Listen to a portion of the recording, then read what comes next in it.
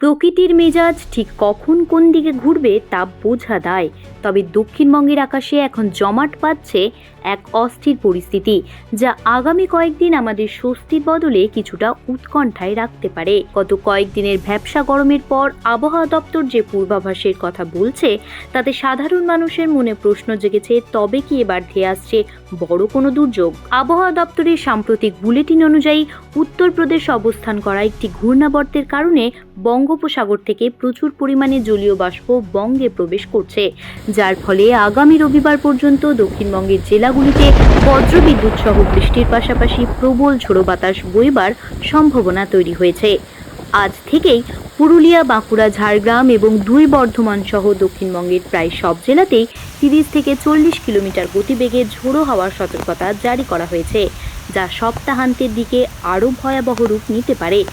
বিশেষ করে শুক্রবার ও শনিবার বৃষ্টির তীব্রতা আরও বাড়বে বলে জানানো হয়েছে।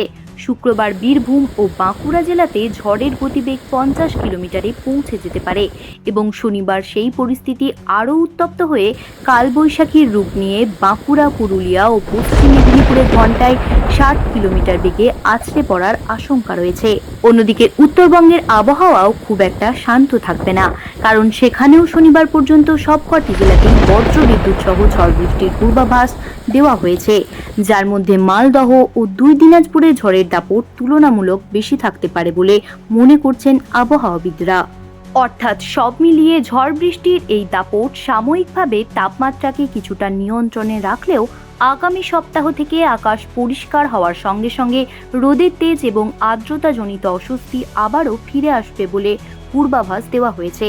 তাই এই দুর্যোগপূর্ণ কয়েকদিন ঘর থেকে বেরোনোর সময় সতর্ক থাকুন এবং আবহাওয়ার প্রতিটি মুহূর্তের আপডেট পেতে নজর রাখুন আমাদের চ্যানেল হেডলাইন্স কলকাতায়। জ্যোতি সরকারের রিপোর্ট, হেডলাইন্স কলকাতা। আনন্দ আর ভালোবাসার দীপ্তিতে গড়া সমুজ্জ্বল পরমা, ঠিক তোমারই মতো। শ্যাম সুন্দর কোম্পানি জুয়েলার্স, আগরতলা, উদয়পুর, ধর্মনগর, কলকাতা।